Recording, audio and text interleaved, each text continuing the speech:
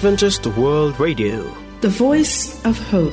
Radio feon'ny fanantenana na ny AWR.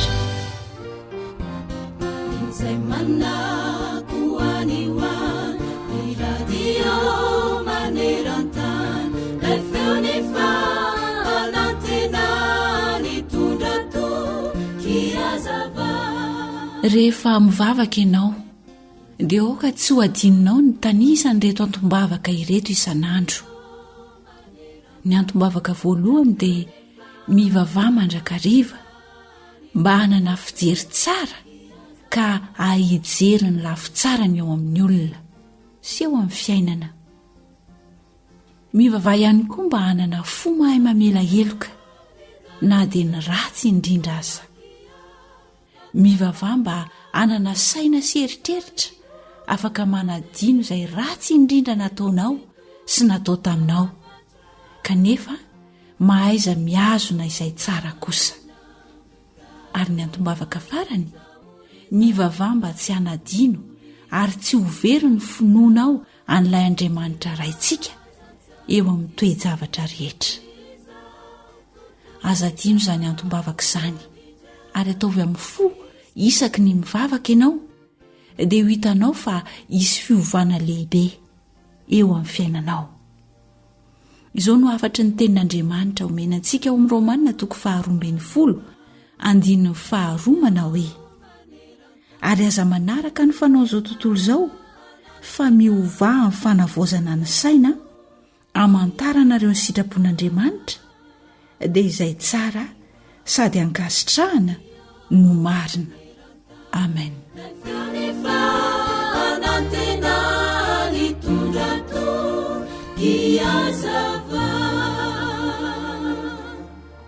You are listening to Adventist World Radio, the voice of hope.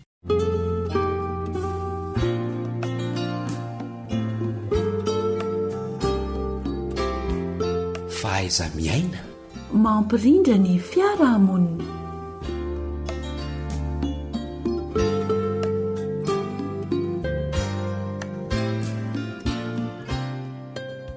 Ankaravina mandrakariva no anolorananao ny fiarabano mba mpirarin-tsoa ary mankasitraka anao mbola manjoya izao onjapeo zao. Nataony misy Joely no mitafa aminao na manasamma kosa no eo amin'ny lafiny teknika.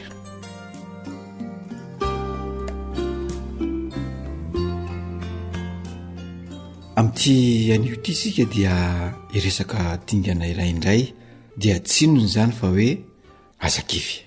Arak'izany dia misy aloha zavatra roa izay tsara ho fantatra amin'ny ankapobeny mba hahafantarana hoe ahoana ny tsy tokony akivy manoloana izany sakana izany.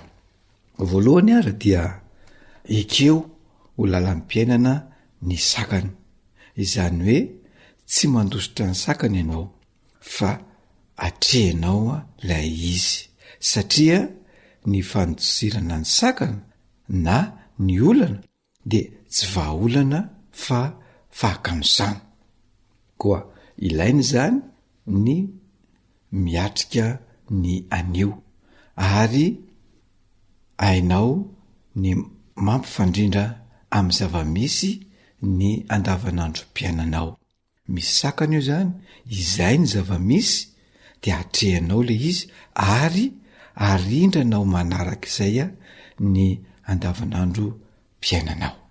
Faharoa, atao tohatra fiakarana ny sakana, izany hoe izay sakana izay no ezahana mba mampiakatra sy mampivoatra ny tena, satria ny sakana tsy hoarana dia lasa atao hoe barage tsy ahafahana mihoatra sy mivoatra. Noho izany dia mila ianao mahay mampifandanja tsara ny fiainanao amin'ny tontolo manodidina anao ka tsy ho resin'ilay sakana izay eo anoloanao. Noho izany ary dia voalohany mila ianao mahay miomana amin'izany zavatra zany ka manapo ny tsy apozina ary atao izay avonina ny tena amin'ny lafiny rehetra. Mila manam-pozana ianao hoe mety misy ny zavatra tsy ampozina, dia mila mivonina amin'izay ny tena amin'ny lafiny rehetra. Faharoa dia mila mizatra ny manao zavatra, mizatra mandray andraikitra, mizatra mahafantatra ny zavatra mety ho vitan'ny tena. Ary na dia mandiso aza matetika, dia ao anatin'izay fanazara-teny izay mety mandiso matetika ianao, dia tsy atao olana akory izany fa ara-dalàna, satria ao anatin'izany no natao ianaran-javatra. Kanefa tsara ihany ny mampitandrina ny hafa mba tsy latsaka ao amin'ny olana io intsony izy. Ianao izay efa tratran'ilay olana zany dia ampitandremo ihany ny hafa sao ho latsaka ao ka ho sarotraritra ny alany ao. Fahatelo dia mila mianatra ihany koa ianao, satria ny olona dia mila mianatra foana mandra-pahafatiny, ary ny fiainana dia fianarana foana tsy manam-pataperana. Ka na firy taona ianao, na firy taona dia mila mianatra mampitombo ny fahalalana izay efa fantatra sy ianao. Arak'izany, raha tiana ny hiatrika ny sakana dia ilaina ny fananana ireo toe-tsaina voalaza teo ambony ireo. Ary indrindra ny fanamafisana ny saina zany dia zava-dehibe izany, ka dia ny faharetanao, ny fiaretanao, ny anio dia ho fahombiazana raha-pitso. Satria misy fitenenana manao hoe ny aretako mafy anio mba ho fahombiazako raha-pitso. Dia izay toe-tsain'izay, izay famafisa-sain'izay no entina manoloana anio sakan'io ka tsy tokony akivy. Ary raha samy atrika ianao dia manana zavatra omena ny hafa ihany koa. Koa dia sahary miatrika ny mafy mba ahafahanao manome ny hafa. Manoloana ny sakana ihany koa na ny olana vao tokony hampiasa saina. Raha misy zany ny sakana tsy atao akivy akory, fa iny no atao ampiasana ny saina bebe kokoa mba hahafahanao miala amin'izany sakana izany. Manoloana ny sakana ihany koa dia tokony anehoanao ny mahay-anao anao, ary anehoanao ny fahatokisanao ny tenanao, ary koa anekenao ny tenanao, ary eo no tena afantaranao ny tenanao hoe iza moa ianao. Rehefa misy zany ny sakana dia eo ianao ny maineo maizy anao, ny mahay-anao anao, ary afantaranao bebe kokoa ny tenanao. Ka dia alao hery ry tanora namana isany. Ka raha tianao ary ny ala amin'ny sakana dia mila ianao mamaly an'ireto fanontaniana reto hoe nahoana, ary inona no atao, nahoana no misy ny sakana, ary inona no atao manoloana ny sakana. Mety misy valiny maromaro dia anjaranao ny mieritreritra izany, fa rehefa voavalinao izany fanontaniana izany dia ho afaka manazava ara-tsaina ny sakana sy ny olana mahazo anao ianao, ary ho afaka ampivoatra sy manatsara ny ambaratonga mpivoarana ara-piarahamonina sy ny maha-olombelonanao rehetra. Rehefa izany dia ho hitanao fa ho fantatra ianao anao, ka dia ho tanora afantatra tokoa ny tenanao ianao, ka tsy ho kivy manoloana ny sakana fa hahita vahaolana mandrakariva ka androso eo amin'izany fivelarana ara-piarahamonina izany. Ka dia ho tanora ho sahy andray ny andraikitra na dia misy aza ny sakana.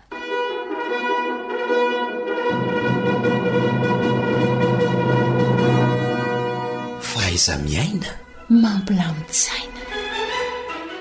Dia izay indray no azona tolotra tamin'ity androany ity fa mametraka ny mandram-peona ho amin'ny manaraka indray.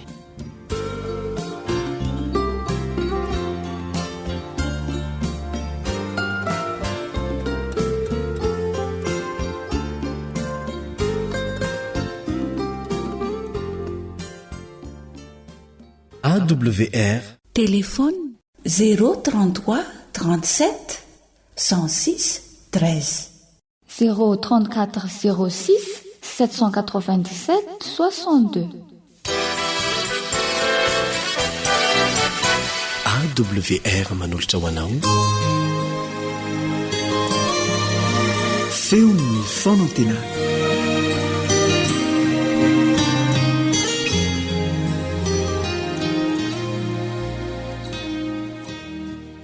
Manahoana tompoko, manolotra ampifaliana ny arahaba ho anao indray ny namanao Stefan Razafy ao anatin'izao fandaharana izao sy amin'ny alalany ity onjapeo ity. Mino afa nitahiry anao tao amin'ny fahasoavany mandrakariva Jesosy. Mety tsy ho tanteraka ianao nefa ny fahasoavany no hameno izany tsy fahatanterahanao izany, ary mampahery anao mandrakariva amin'ny alalany izao teny ny fampizarana izao, mba tsy hamotsitra ny tanany fa hitoetra hifikitra eo amin'ny mandrakariva. Mialohan'ny izarana ny teny voatokana ho amin'ny anio, dia manasanao mba hivavaka toy ny mahazatra antsika, satria fotoana voatokana izany hifampizarantsika amin'i Jesosy izany.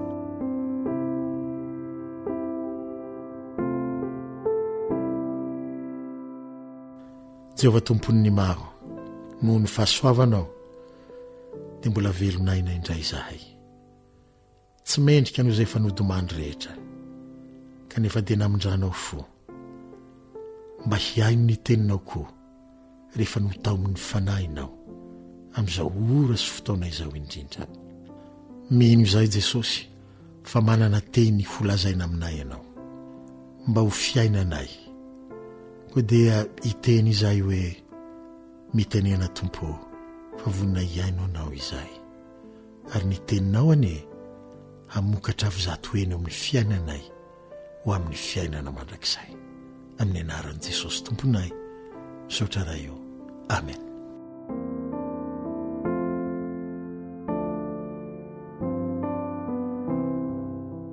Eo amin'ny fiainana dia misy toe-javatra na anton-javatra mahatonga ny tena heritreritra hoe tena bitika zany, tena tsinitsinina zany, tena tsy mba mitovy amin'ny rehetra. Anika dia mitokatokana sy miafiafiain'ny tena.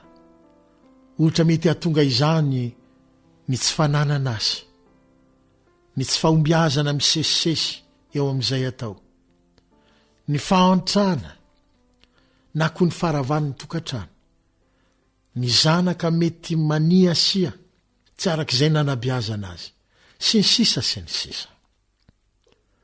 Ary rehefa tsy mahita vahaolana amin'ny zava-misy isika, dia mihamavesatra ny tsindry mahazo ny tena, ary lasa mieritreritra fa tsy misy olona miandany aminao mihitsy, fa toa manao anao fahavalo avokoa ny olona rehetra. Ary farany dia kivy sy miraviravy tanana, fa toa tsy misy toerana ho anao intsony eo anivon'ny fiarahamonina. Nandalo toe-javatra toy izany ny mpanao salamo, fa ny tanondrika sy ny toloko tao anatiny tao ny fanahy, arak'izay voalaza amin'ny salamo 2:1-9. Tsy niraviravy tanana nefa izy araky ny voalaza amin'io andininy, fa nahatoky kosa fa mbola misy azo ny antenaina, dia Andriamanitra izay lazainy eo amin'ny tapany 2 amin'io andininy ihany, fa famonjena ho azy sy Andriamaniny. Amin'ny salamo 3:9 ny tapany 1, dia izao no lazainy ny tenin'Andriamanitra manao hoe any Jehova ny famonjena. Amin'ny Baiboly dika teny iombonana dia toy izao no andikany io andininy io manao hoe Tompo ianao no hany afaka mamonjy. Ny mpaminany Isaia dia nasain'Andriamanitra namafy izany ihany koa ao amin'ny Isaia 7:20 raha nanoratra izao teny nampitondrain'Andriamanitra azy izao izy manao hoe izaho dia izaho ihany no Jehova, ary tsy misy mpamonjy afa-tsy izaho. Anjato taonany maro taty aoriana dia n'apôstôly Petera kosa indray, rehefa nadinina ny amin'ny fomba nanasitranany izy sy ny apôstôly Jaona ilay lehilahy na le mitongotra hatrany akibondreniny no nomeny ny fanahy masina zao teny manaraka izao ao amin'ny asan'ny apôstôly 4:12 manao hoe ny anaran' Jesosy Kristy avy any Nazareta izay noombonareo teo amin'ny hazo fijaliana, izy no hitsanganan'io lehilahy io finaritra eto imasonareo. Ary tsy misy famonjena amin'ny hafa, fa tsy misy anarana hafa ambany lanitra nomena ny olona izay ahazahoantsika famonjena. Andriamanitra no niteny izany teny izany. Raha olombelona no niteny izany, dia mety ho ny salasala ihany isika. Ary rary ny raha ny salasala. Fa Andriamanitra no miteny hoe ny anaran' Jesosy Kristy irery ihany no any anarana mahasitrana sy mahavonjy. Izy ihany no ilay Jehova any mpamonjy no lazainy ny mpaminany Isaia. Ary tsy miova Jesosy Kristy ho maly sy an'io ary mandrakizay, araky ny voalaza amin'ny Hebreo 7:15.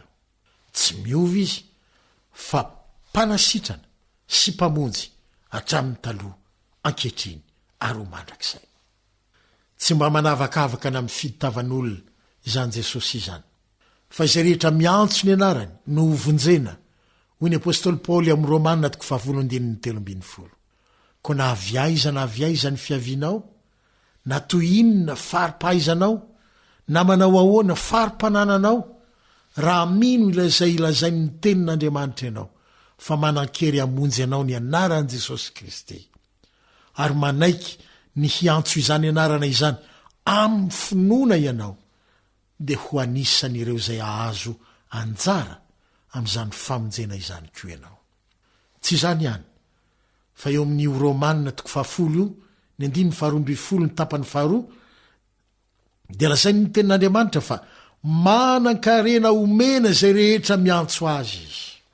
Izany hoe ampy mizara ho an'izay rehetra miantso azy, arak'izay ilainy avy ny famonjena na ny zavatra eo mpialatanan'i Jesosy ka azo ny omena izay miantso azy. Tsy misy ny alamaina sy angahiahy, satria izy ihany no milaza izany eo amin'ny 9:12 kosa manao hoe fa tsy omenatra izay rehetra mino azy.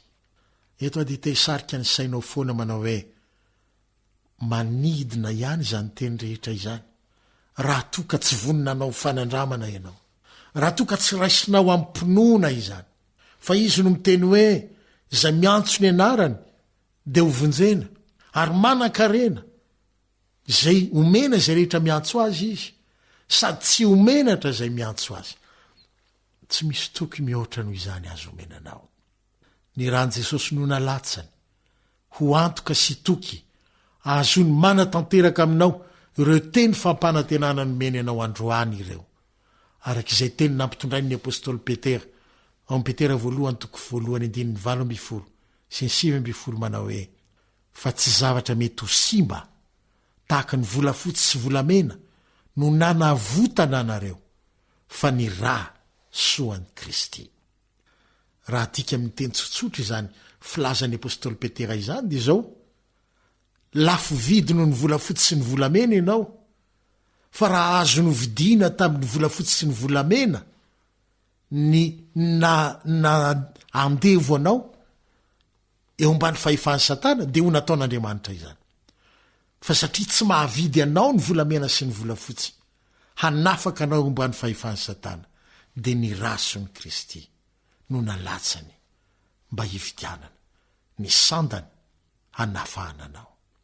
Ary amin'ny Isaia 7:7 tapany voalohany dizy hoe satria malala eo imasony ianao, eny be voninahitra, sady tiany ianao, dia izay no nandatsahany rany.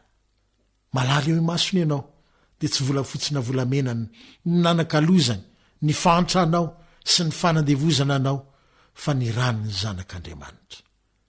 Ko raha sarobidy amin'Andriamanitra toy izany ianao, fa na ny zanan'ilay tokana azy natoly ny amonjy ianao tamin'ny nandatsahan'ny rany, dia ho ny apôstôly Paoly amin'ny Romanina 4:9 hoe moa tsy omeny ianao miaraka amin'ny maimaim-poana kova ny zavatra rehetra. Ry havana, omen'Andriamanitra anao maimaim-poana ao amin'i Kristy Jesosy ny zavatra rehetra ilainao. Ndeha hiantso azy ary tahaka ny nataon'ny mpanao salamo ao amin'ny salamo 7:7 ny tapany voalohany manao hoe: mitsangana Jehovah, vonjeo aho Andriamanitro. Ao amin'ny baiboly amin'ny dikateny iombonana dia izao no andikany izany teny izany manao hoe: ry Tompo Andriamanitro midiran-tsehatra hamonjy ahy. Raha tany am-piandohana mety navesatra taminao ny fiainanao, mety mahatsiaro tsinotsinona ianao, mety miravoravo tanana ianao, azadino fa malala eo mason'Andriamanitra ianao. Sarobidy ho azy ianao dia ny rano mihitsy nanavotany ianao, ary asainy miantso ny anarany ianao, hiteny toy ny mpanao salamo hoe: midiran-tsehatra Tompo hamonjy ahy. Fa izay rehetra miantso ny anarany no hovonjaina. Dia anao izany fanandramana izany indray isika. Sarobidy amin'i Jesosy ianao, izy no nampanantena, fa izay rehetra miantso ny anarany no azo fanampiana sy vonjy avy aminy. Sady manan-kery omena izay rehetra miantso azy izy, ka omeny toky fa tsy omenatra izay rehetra mino sy miantso azy. Raha mino ianao dia ho hitanao ny voninahitr'Andriamanitra hoy Jesosy ihany ao amin'ny Jaona 4:5. Aza isan'izay tsy mino fa mino dia ho hitanao ny voninahitr'Andriamanitra.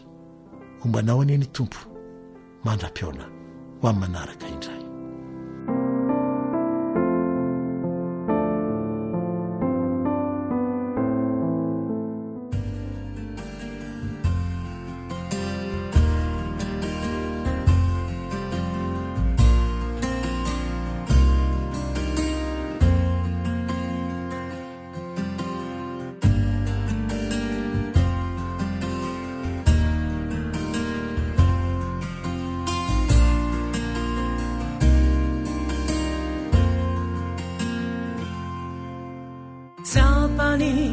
Ny hiry firiaretanao, hitaniko ny manjoanao, miantraminy izay miantra aminao, matoky fay tsy tena tianao, Jesosy lay matino ianao, na yazo fijali na ny aretany, ao kuzavami sewamin fiainanao, nini sulu nini elukao, abibu wao ibanzina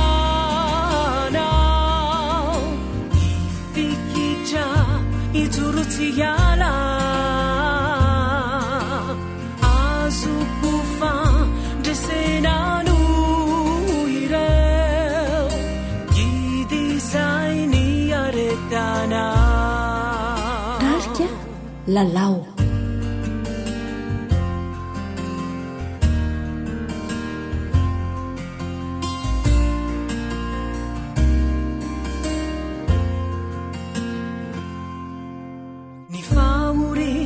Izay mandalo am fiainanao, zavatsarotra lalovanao,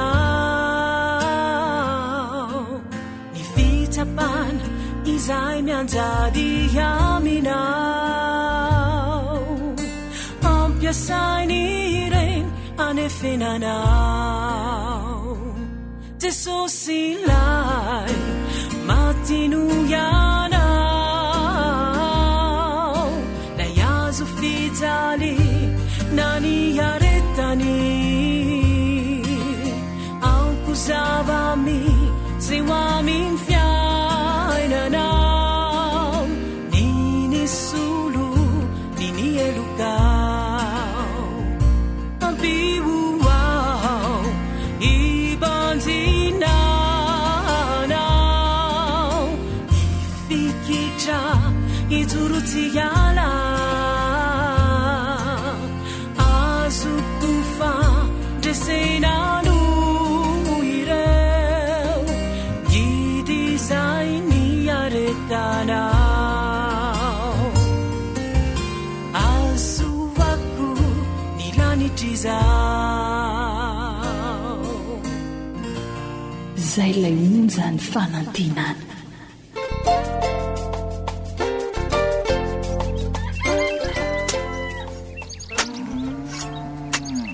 asa sy tontolo hiainana voakolo antoky ny fahavelomana re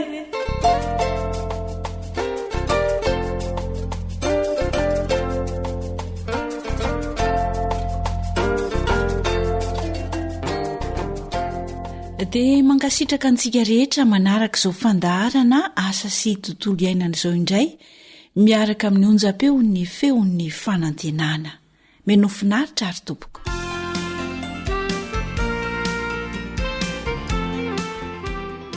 Mahakasika ny fambolena anamamy no noresahantsika teto nandritra ny fandaharana vitsivitsy. Raha fitinina fohifohy dia misy karazany telo ny anamamy izay mety ambolena eto amintsika. Eo izany ny anamamy telo rirana, izany hoe misy rirany telo ny tahony. Eo ihany koa ny anamamy be ravina, ary ny fahatelo dia ny anamamy dia na anamamy gasy ilay mangidingidy ireny hoy isika. Ny karazana tany izay mety amin'ity voly anamamy ity moa izany dia tany masaka sy lalynofo, toerana mafana tsy maloka, nefa koa akaiky rano. Ireo izany ny toerana mety aminy, ary ny fotoam-pambolena dia mety mandritry ny mandavataona, nefa tsara raha amin'ny ririnina sy ny lohataona ny tena naovana ny famafazana ny voly anamamy. Voly famindra moa izany ny anamamy, ka tsy maintsy karakaraina ny tanjanakanana. Mila diovina sy soroana tsara izany ny tanjanakanana mialohan'ny hamafazana ilay voananamamy. Dia asaina lalina tokony ho any amin'ny 20 ka hatramin'ny 30 santimetatra no any izany. Mila zezika ity tanjanakanana ity, zezika mainto isika na komposta, ka ho an'ny tany 2 metatra ny sakany, 5 metatra ny halavany, dia tokony ho amin'ny komposta 2 gony pk eo ny sahazan'izay. Rehefa voaravintsika, voalamina mitovy tatana tsara, mifangaro tsara amin'ny tany izany ny zezika, dia afafy amin'izay ny masom-boly. Ka fafy manara-tsipika no mety aminy, izay izany ny tena mety. Dia ny elanelany tsipika tsirairay izany dia eo amin'ny 10 ka hatramin'ny 15 santimetatra eo, ary ny alalin'ny voananamamy izay aletika any amin'ny tany dia eo amin'ny atsasany ka hatramin'ny 1 santimetatra eo. Dia avy eo rakofana manify, asiana aloka mandrapitsiriny. Ny fikarakarana moa izany dia tsotra, tondrahana isaky ny hariva ny tanjanakanana raha toa ka mainandro. Raha ohatra ka avy ny orana na manoranandro isika dia tsy mila fanondrahana. Rehefa hita fa vaky tsiry ny anana dia esorina amin'izay ny aloka izay natao teo amboniny.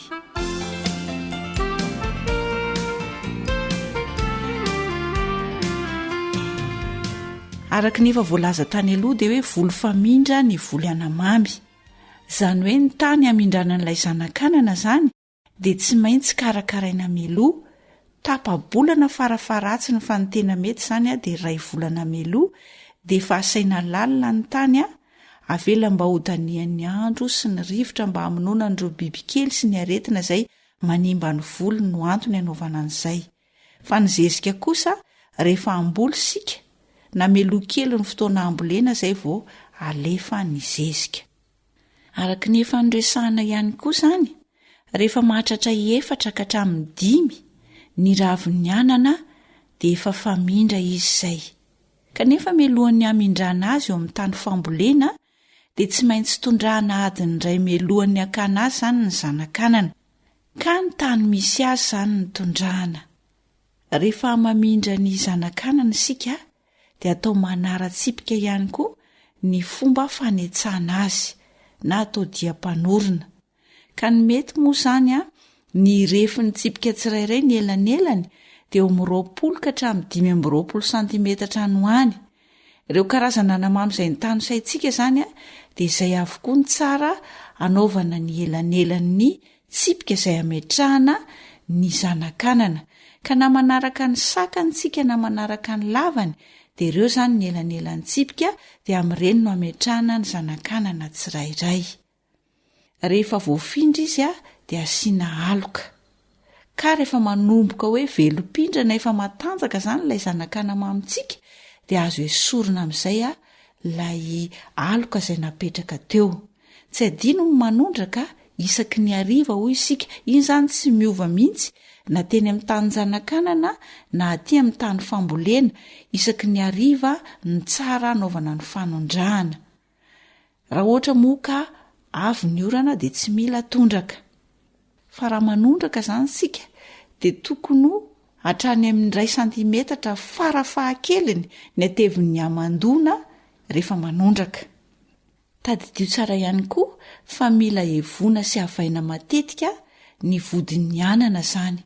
Farafaratsy ny tokony any amin'ny indroa ka hatramin'ny 3 any sika manao ny fihavana sy ny fihevona mandra-pahalehiben'ilay anana. Dia isaky ny avy maka n'ilay anana isika dia tokony hanisy zezika masaka na komposta manodidina n'ilay fototry ny anana. Tadidio tsara fa rehefa manapaka voalohany ianao amin'ny fakanao anana voalohany zany ilay mioto voalohany iny dia tapao ambany tsara. Any ambanimbany tsara zany a no anapahana ilay anana mba hanatsarana ny fisandrahan'ilay anamamitsika zany amin'izay izy a vokatra bebe kokoa, atao ambany tsara ny fanapahana azy. Eo amin'ny 2 volana sy tapany ka hatramin'ny 2 volana taorian'ny famindrana azy dia efa afaka mioto ny vokatra isika, ka any amin'ny 5 na 9 antsika manapaka ao anatin'ny 2 volana ka hatramin'izay 2 volana sy tapan'izay. Izay zany a fomba fiotazana an'ilay anamamy.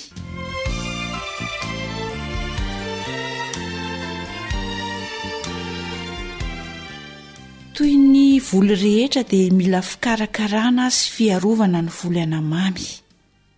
Mety ho tratry ny aretina ihany koa izy, ka inona avy ary zany ny tokony atao? Reto indray zany misy torohevitra fohifohy a mahakasika izay no maninay ho anao. Voalohany indrindra aloha mety ho tratry ny aretina ny anamamitsika.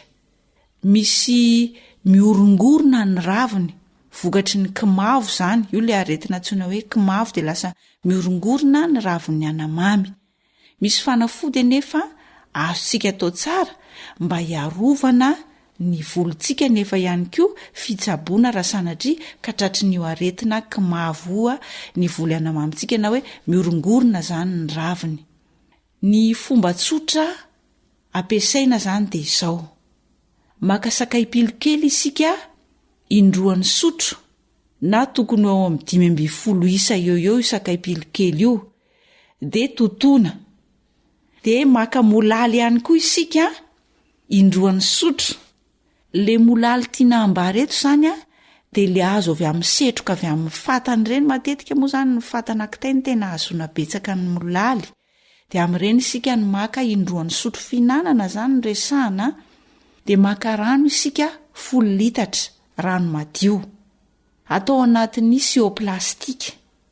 Dia alaitsika n'ilay sakay efa voatoto no manana tery aloha indroan'ny sotro, dia ny molaly indroan'ny sotro, dia afangaro ao anatin'io rano 10 litatra io, afangaro tsara. Alona mandritry ny alina izy dia rehefa tonga ny maraina dia tatavanina. Dia iny no afafy eo amin'ny anana indray mandeha isaky ny herinandro. Averina indray zany ilay fomba fikarakarana ny fanafody edivana amin'ny aretina sy ho fiarovana amin'ity aretina kimavo ity. Maka sakay pilokely isika, tokony indroan'ny sotro na 5 isa ho isika, dia totona iny sakay iny.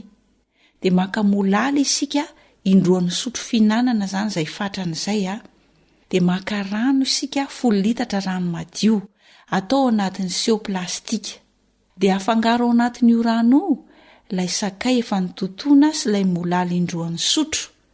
dia afangaro tsara alona mandritry ny alina. Rehefa tonga ny maraina dia tatavanina izany ireo fangaro ireo, dia le rano azo avy amin'iny fanatatavanana iny no afafy amin'ny anana. Ka indray mandeha isan-kerinandro izany no anaovana n'io fanafody io, ary ny ora fametrahana an'izay fanafody izay eo amin'le anana dia manomboka eo amin'ny 5 ka hatramin'ny 1:12 ora maraina eo, izany hoe le misandratra andro iny izany eo ny tena tsara anaovana ny fanafody. Averina indray izany fa indray mandeha isaky ny herinandro ny tokony anaovantsika n'io fanafody io, mba hiadivana amin'ny aretina sy ho fiarovana ihany koa ny ananantsika. Le izy tsy zavatra sarotra fa azo ampiarina ary misy any amintsika, dia tokony havatra izany sika anao an'izay mba tsy hisian'ilay ravinanamamy iorina, mba tsy hotratry ny aretina izany ny fambolentsika. Mety misy ihany koa ireny karazana vorona tsoina hoe maritaina ireny izay mety hanimba ny ananantsika, dia ny tsara fandriana izany izy ireny mba tsy ho tanimboly.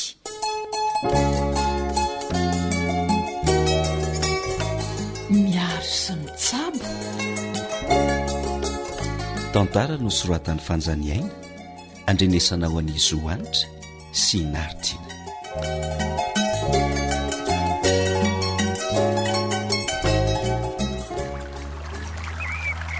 Mikarakara ve izany Rozy tsy mijery mpandalo mihitsy fa ao dia revo ao. Manahoana ary Lidy Oay, mikarakara ny reto famboleny reto e. Azafady, neveriko fa Rozy, ay dafy. Dia veriny Lidy ho sarim-bavindray manko izay ko. Ka taako n'le satroka mavokely sy ambonin'akanjo volondoranjy ato anaty anamamy atoko. Satroka Rozy ty fa mainy andro dia mipetahako aloha.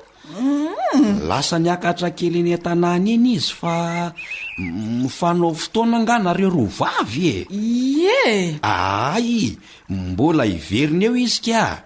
Za mbola manisy fanafody an'reto alohako. Odry, ka nanatao mbola tsy misy aretina fa mitapelapelaka tsara eo ko asiana fanafody ahoana ary dafy Sady fanafody fiarovany ty no fiadiana amin'ny aretina ary Lidy Ka tsy mahazo-karena be ve zany ry dafy Aleo misoroka toy izay mitsabo ry Lidy Sady efa hitako misy mitady orongorona ny ravinanamamy ray vetsaka kitsy, vokatry ny kimavo.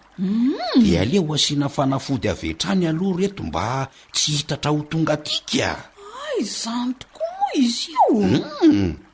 Aleo tokoa aloha misoroka sy mitsabo dia ny mbola tsy mitatra ny fahavoazany.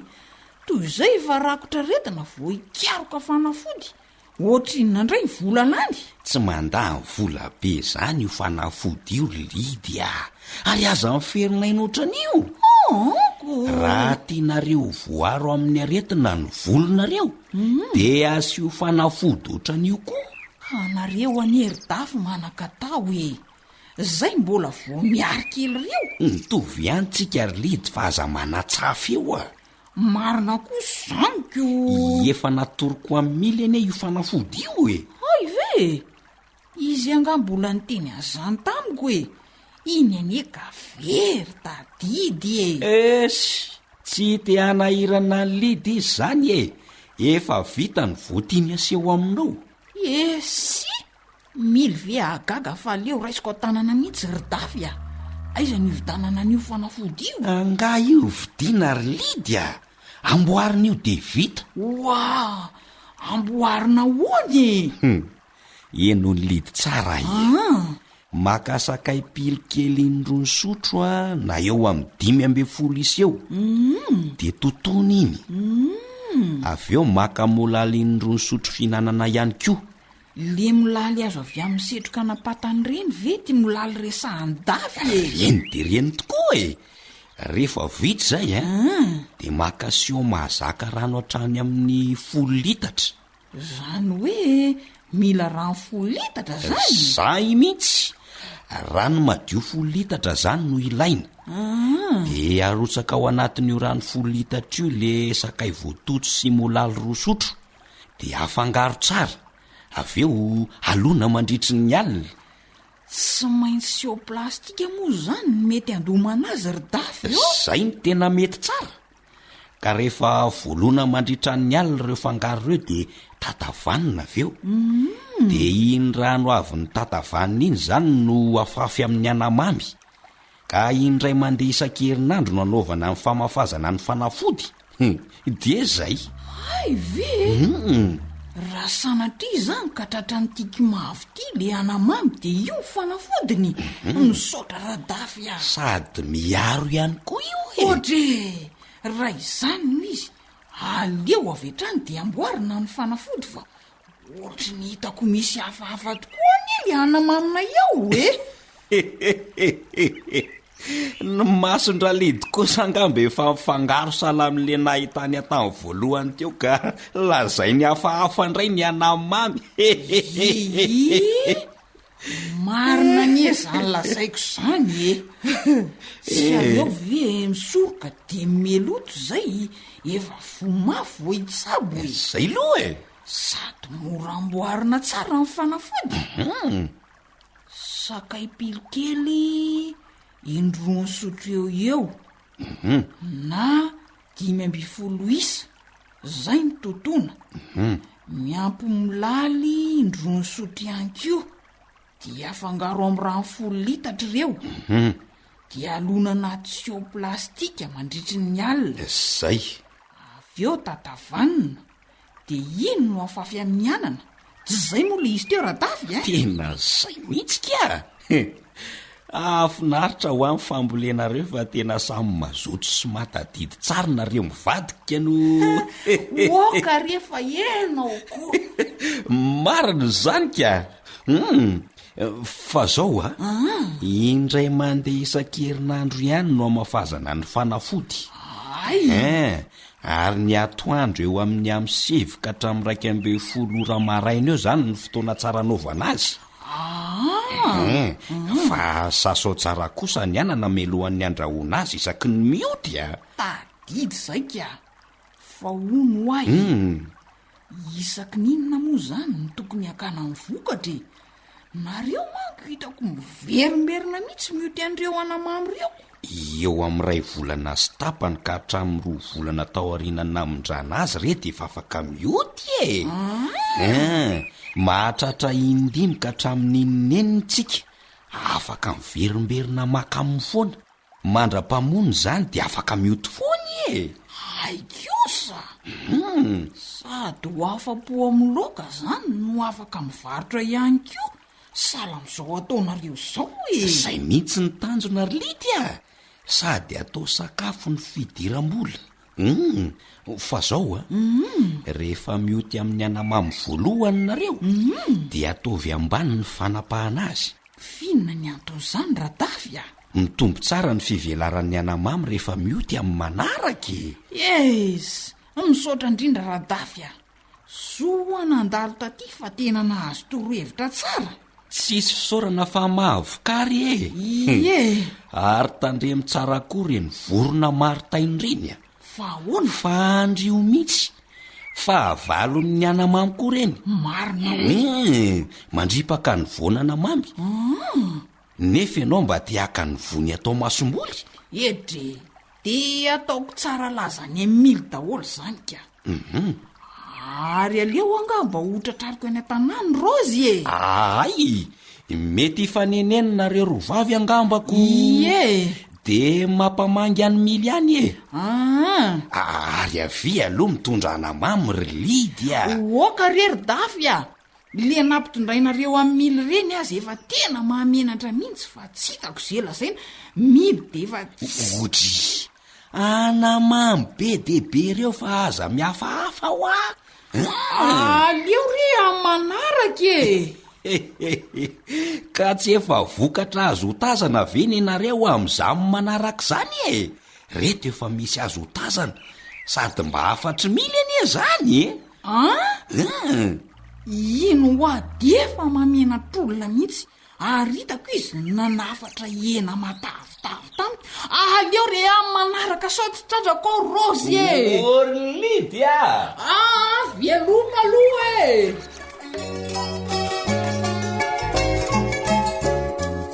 dia antenainay fa nandray torohevitra sy fahalalana vaovao ianao mahakasika niny fambolena anamamy iny anjarantsika tsirairay avy izany no manao fampiarana raha tiantsika ny ahita vokatra tsara eo amin'ny fambolena izay ataontsika.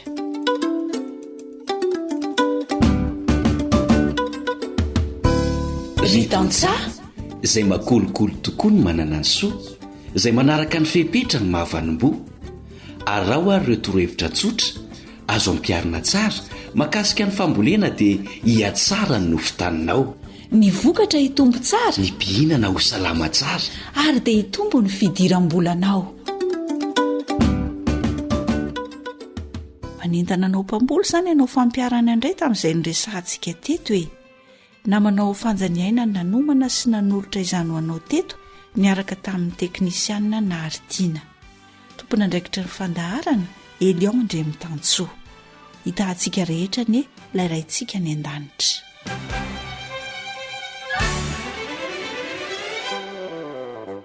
Ankoatra ny fienoana amin'ny alalan'ny podcast dia azonao atao ny miaino ny fandaran'ny AWR sampana teny malagasy amin'ny alalan'ny Facebook isanandro amin'ity pejy ity.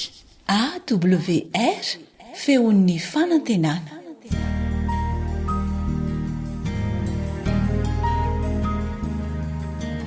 Faniteninao no fahamarinana. Taridalana manokana fianarana baiboly avoaka ny fiangonana adventista maneran-tany. Iarahanao amin'ny radio feon'ny fanantenana.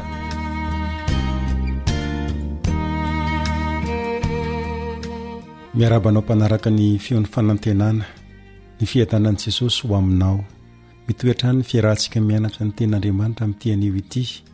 Mbola ao anatin'ilay loha hevitra hoe miankohoka amin'ny mpahary isika, miankohoka amin'ny mpahary. Ary ny toko sy andininy izay ivon'ny fianarantsika dia izay hita ao amin'ny Apokalipsy toko 4 ny andininy 2:10.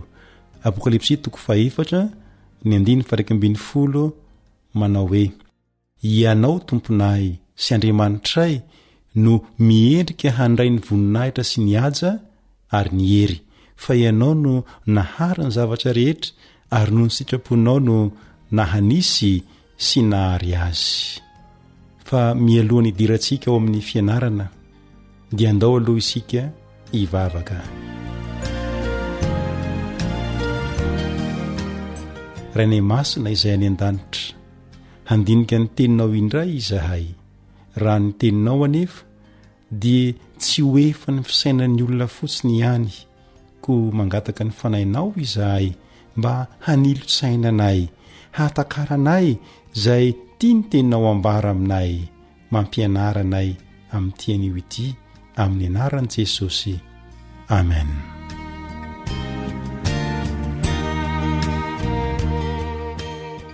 Androany isika dia hianatra mikasika ny hoe miankohofa amin'ny mpahary, miankohofa amin'ny mpahary.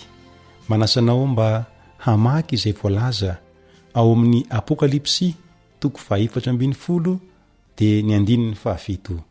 Apokalipsy toko 4:10 ny andininy 7.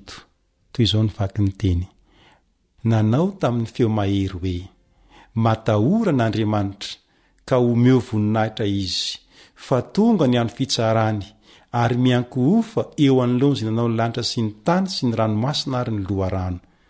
Jereo tsara izay voalaza eo amin'ny tapany farany: miankohofa eo anoloana izay nanao ny lanitra sy ny tany sy ny ranomasina ary ny loharano. Azontsika fitilina amin'ny hoe miankohofa eo anoloan'ny mpahary, satria ilay mpahary no nanao ny lanitra sy ny tany sy ny ranomasina ary ny loharano. Izay no mahatonga ny lohatentsika androany hoe miankohofa amin'ny mpahary.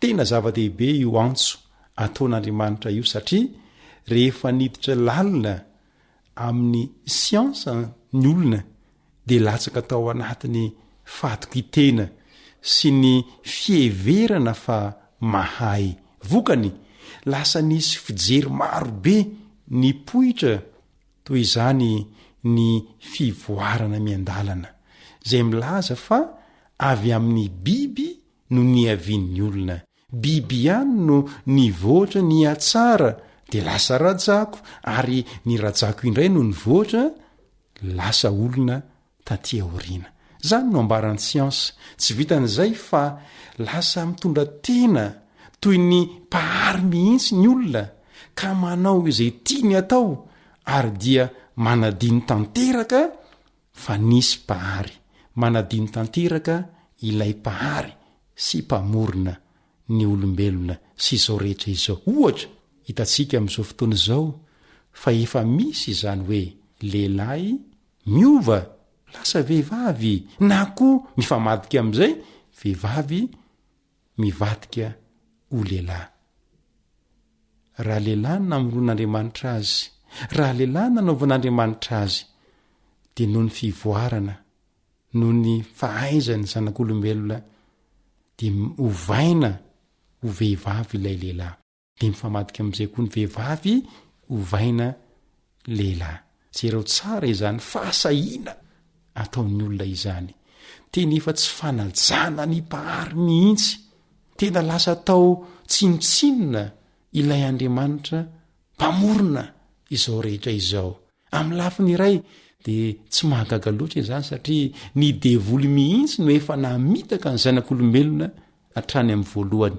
andaony isika hijery ny fiandohany toy izao ny voalaza ao amin'ny Genesisy toko voalohany ny 1 Genesisy toko voalohany 1 tamin'ny voalohany Andriamanitra nahary ny lanitra sy ny tany tamin'ny voalohany Andriamanitra nahary ny lanitra sy ny tany eto dia Andriamanitra mihitsy no voalaza fa pahary saingy tsy nanaiky izany ny devoly ka toy izao no nambarany tamin'ny Eva indray taty aoriana Genesisy toko 7:1 Genesisy toko 7 dia ny 1:5 hoy ny devoly tamin'ny Eva fa fantatr'Andriamanitra fa amin'izay andro hihinananareo dia hahiratra ny masonareo ka ho tahaka an'Andriamanitra ianareo hahalala ny tsara sy ny ratsy mario tsara le fanambarana eto ka ho tahaka an'Andriamanitra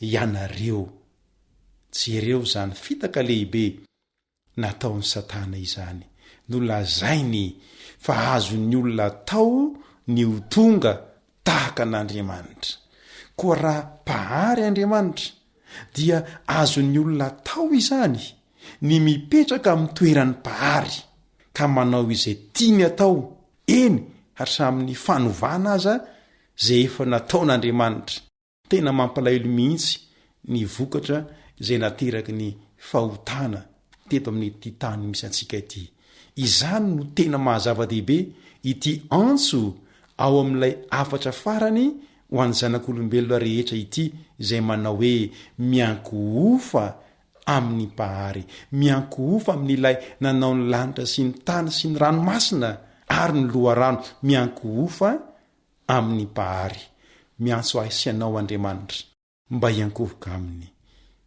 koa tena ara-dalàna mihitsy izany ny mampifandray sy ny mampifamatotra ny fiankohofana sy ny pahary tena famatotra akaiky ny fiankohofana sy ny pahary ka raha hiankohoka ihany dia miankohoka amin'ny pahary raha tena tsy nisy tokoa manko ny pahary dia azo natao ny tsy niankohoka tamin'Andriamanitra raha tena tsy nisy tokoa ny pahary dia azontsika nataony tsy niankohoka tamin'Andriamanitra saingy teo ny pahary ka raha iankohoka isika dia andao iankohoka amin'Andriamanitra ilay mpamorona amin'Andriamanitra ilay pahary toy izao no nambaran'ny mpaminany Isaia 7:20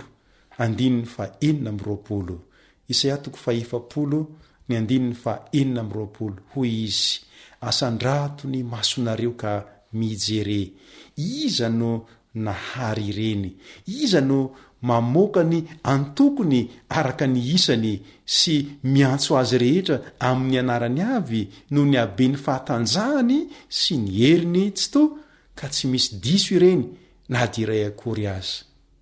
Tena misy ny pahary, tena misy ny pahary. Asandrato ny masonareo ka mijery iza no nahary ireny. Andriamanitra no nahary ireny. Tena misy ny pahary. Mbola nanamafy izany koa ny filazantsara aty amin'ny testamenta vaovao, ao amin'ny filazantsara nosoratany Jaona, toko voalohany dia ny 1 hatramin'ny 7. Toy izao ny voalaza: tamin'ny voalohany ny teny, ary ny teny tao amin'Andriamanitra, ary ny teny dia Andriamanitra. 2, izy dia tao amin'Andriamanitra tamin'ny voalohany. 3, izy no nahariana ny zavatra rehetra, ary raha tsy izy dia tsy nisy nahariana izao zavatra ary izao na dia iray azy.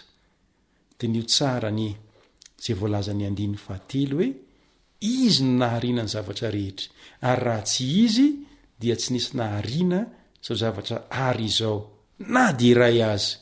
Raha tsy teo Andriamanitra dia tsy ho nisy zavatra na dia iray akory azy teto amin'ity tany ity. Mahafinaritra ny fanazavan'ny apôstôly izany aty amin'ny epistily nosoratany ho an'ny Romanina, Romanina 7:20, Romanina 7:20. Toy izao ny voalaza: tsia raha lehilahy, fa iza moa ianao no mamaly an'Andriamanitra? Izay zavatra noforonina va hanao amin'izay namorona azy hoe nahoana ianao no nanao ahy toy izao?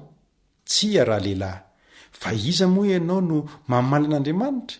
Izay zavatra noforonina va hanao amin'izay namorona azy hoe nahoana ianao no nanao ahy toy izao? Dia nio tsara eto ny fiavahan'ny zavatra noforonina sy ny mpamorona. Dia avy eo no tohizan'ny Paoly tamin'ny ohatra anankiray mazava tsara eo amin'ny 1:20. Jereo le ohatra: ny mpanefy vilany va tsy manam-pahefana amin'ny tany manga, ka ny vongany iray ihany no anaovany zavatra samihafa, ny iray ho ajaina ary ny iray hatao tsinotsinona. Samihafa tanteraka izany, fa tsy mitovy ny mpanefy vilany sy ny tany manga zay tefena hanamboarana vilany. Dia toy izany mihitsy koa Andriamanitra, izy no pahary, ary isika no voary, izay antsoina mba hiankohoka amin'ny pahary.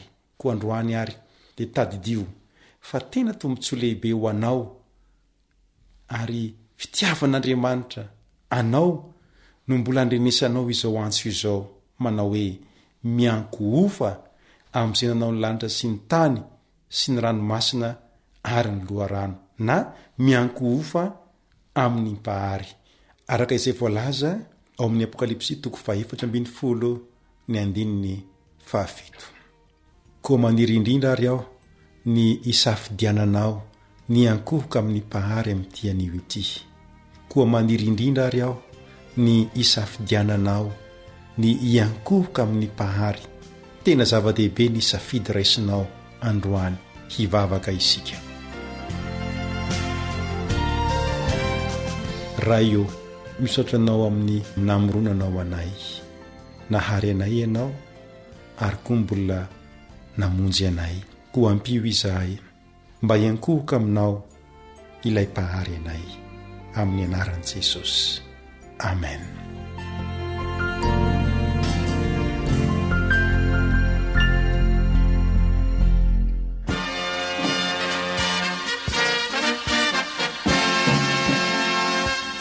Adventist World Radio, The Voice of Hope.